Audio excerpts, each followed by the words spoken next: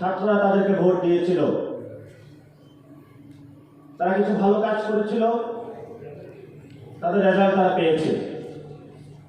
যখনই ডাকসু রেজাল্ট আসলো, 2 মাসের মাথায় তাদের মুখোশ উন্মোচিত হলো। এখন তারা ঢাকা বিশ্ববিদ্যালয়ের ছাত্রদের ভোট নিয়ে হেলিকপ্টারে ঘুরে ঘুরে হলো জামায়াত ইসলামের প্রোপাগান্ডা করে বেড়াচ্ছে পুরো বাংলাদেশে।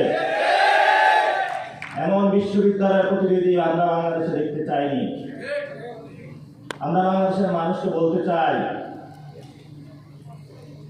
1 থেকে 6 পর্যন্ত বাংলাদেশের যে বিশৃঙ্খল পরিস্থিতি আপনারা হলো সেখানে পর্যবেক্ষণ করেছেন। তাদের ব্যর্থতার কারণে 1-11 একটি সরকার বাংলাদেশে এসেছিল, যে 1-11 সরকারের মধ্য দিয়ে 15 বছর এমন কোন বাংলাদেশের কোন তরুণ সওয়াল ছিল না যাদের উপরে বাংলাদেশের উপরে জেল জুলুম নির্যাতন নেমে আসে নাই।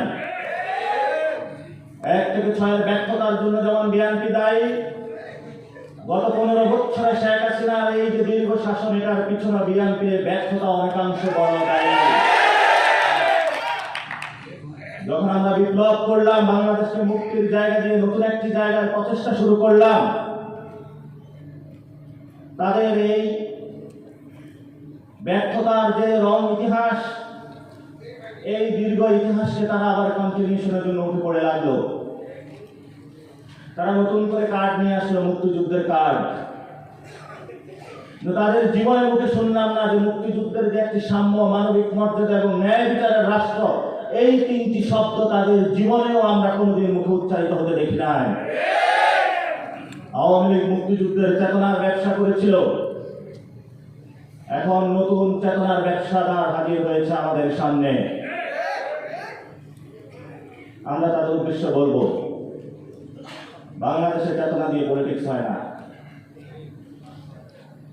আপনারা 2001 থেকে 2006 পর্যন্ত জামায়াত ইসলামী সহ প্রত্যেকটা সেক্টরে বাংলাদেশে দুর্নীতি করেছেন, আর এখন নতুন করে প্ল্যাটফর্ম দিয়েছেন যে তুমি ইসলাম নিয়ে অর্ধেক, আমি অর্ধেক। আগে হলো 1 প্লেটে বসে খাইতো, এখন প্লেট ভাগ কিন্তু 1 পাতিলে তরকারি। জামায়াত ইসলামী দুর্নীতির জন্য সমান দোষে দোষী, মানুষ এগুলো এখনো ভুলে যায় নাই। এই জন্য আমরা এখনো বলি, সময় আছে, সুযোগ আছে। একটি সাম্য, মানবিক মর্যাদা এবং ন্যায় বিচারের রাষ্ট্র গঠনের যে মানুষ স্বপ্ন দেখিয়েছে, সেই স্বপ্নে আপনারা আগ্রহী হন, কিন্তু তাদের কথা কানে যায় না।